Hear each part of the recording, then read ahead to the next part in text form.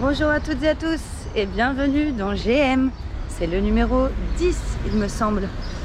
Bon, je suis ravie de commencer cette journée avec vous et je vais tout de suite vous donner la définition de ce qu'est un halving. Alors, qu'est-ce que c'est un halving? Alors déjà, ça veut dire diviser par deux, ça vient de half.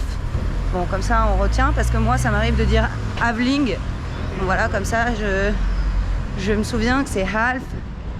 Halving, voilà. Je vous donne mon petit moyen mnémotechnique. Alors, qu'est-ce que c'est? Eh bien, c'est un lien en fait avec le fonctionnement de Bitcoin.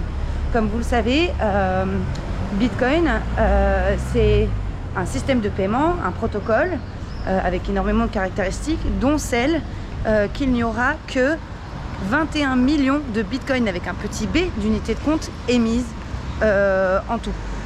Donc, partie de ce principe, il y a une rareté qui est gérée et l'émission ne se fait pas de façon linéaire. C'est-à-dire qu'il n'y a pas un bitcoin émis tous les temps de temps exactement.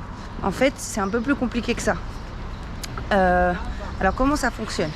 Il y a en fait les mineurs qui valident les blocs et donc qui ajoutent à l'inscription du registre général Bitcoin avec un grand B un nouveau bloc avec des transactions dedans, et pour le récompenser est émis la monnaie et crée la monnaie Bitcoin avec un petit b à chaque fois, et il reçoit aussi une deuxième récompense, c'est les frais de transaction.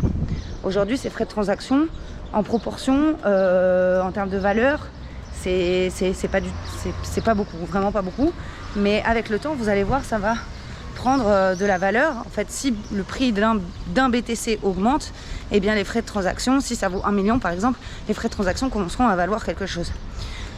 Donc passons cette partie sur les frais de transaction et ne parlons que de la monnaie qui est créée au moment de la récompense de minage.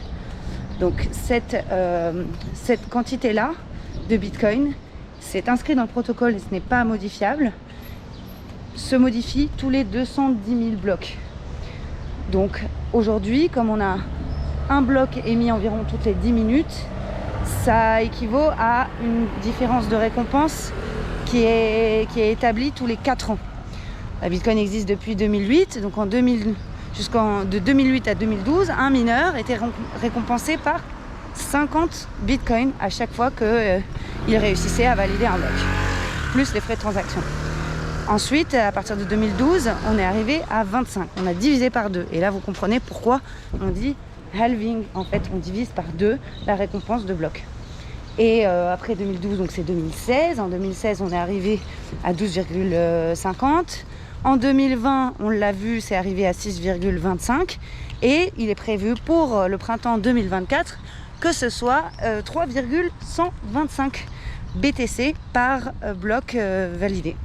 Donc c'est ça en fait, tout simplement, hein. Le halving, c'est ce moment où en fait il y a un changement de récompense de bloc pour un mineur, tout simplement. Alors à chaque fois qu'il y a eu un halving, ça a donné lieu à un bull run. Donc bull run, si vous ne savez pas ce que c'est, allez voir le dernier GM ou l'avant-dernier, non le dernier, l'avant-dernier, voilà l'avant-dernier, je vous le mets ici. Et donc en fait un bull run, c'est-à-dire que le prix du Bitcoin a augmenté. Pourquoi? Eh bien franchement, je ne suis pas satisfaite par les réponses qu'on me donne. On m'explique que c'est parce que en fait, le fait que les Bitcoins soient moins récompensés, ça augmente la rareté de Bitcoin. Pour moi, c'est pas logique, parce que la rareté de Bitcoin, c'est la même aujourd'hui, demain, après-demain. En tout, en fait, c'est même l'inverse. On sait qu'il va y en avoir 21 millions. Nous, on ne connaîtra pas en fait ce moment-là, puisque les 21 millions, si vous faites un calcul, hein, vu que c'est à chaque fois divisé par 2 tous les 4 ans, ils seront émis qu'en 2140. On estime à peu près à cette période-là. On ne peut pas avoir de date exacte parce que comme c'est environ un bloc tous les 10 minutes, ça peut être 9 minutes et 55 secondes ou ce genre de choses, on ne peut pas avoir la date exacte. Mais on estime que c'est en 2140. Donc nos petits-enfants connaîtront le moment où les mineurs ne seront récompensés que par les frais de transaction. Mais nous allons connaître que la récompense de bloc telle qu'elle est aujourd'hui. Et puis on va la voir se diviser tous les 4 ans. Et pour moi en fait c'est l'inverse, puisque en fait aujourd'hui il y a moins de bitcoin en circulation qu'il y en aura plus tard. Donc j'ai du mal à expliquer le phénomène de bull run après un halving par la rareté de bitcoin. Voilà, donc si quelqu'un a une réponse là-dessus, je serais intéressée.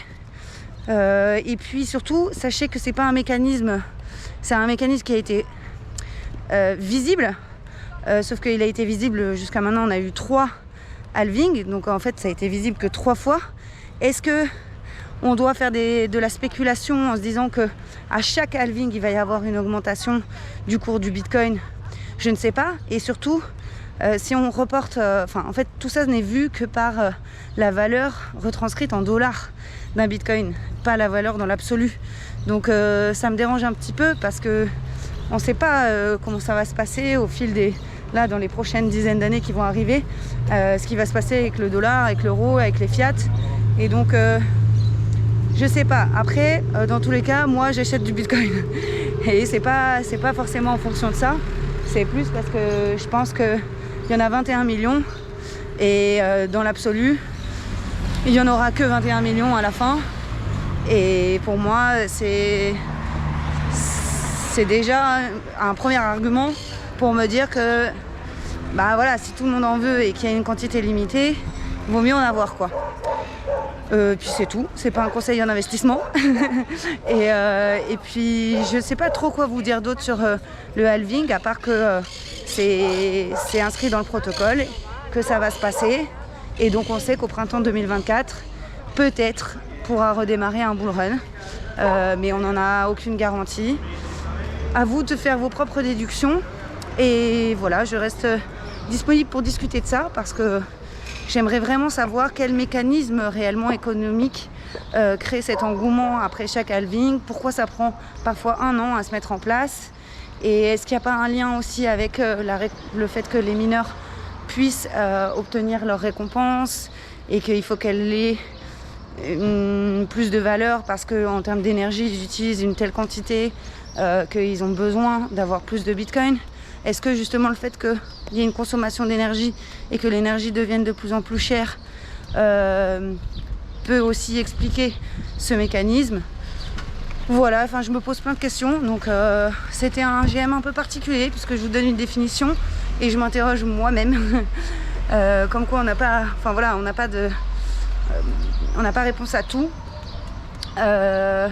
Et finalement c'est pas si documenté que ça, en tout cas j'ai pas trouvé moi de réponse satisfaisante jusqu'à maintenant.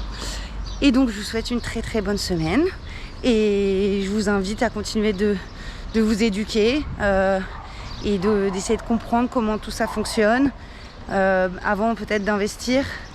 Il y a des fondamentaux dans Bitcoin qui sont importants. On est en ce moment en train de vivre une période difficile pour les investisseurs crypto. Mais pour les personnes qui sont là pour d'autres raisons, je vous assure qu'on est en pleine construction. Il y a des choses qui sont en train de se passer, il y a un dialogue qui se crée. Et donc moi je suis plutôt contente et je m'éclate, voilà. Et j'espère que vous aussi. Bonne journée!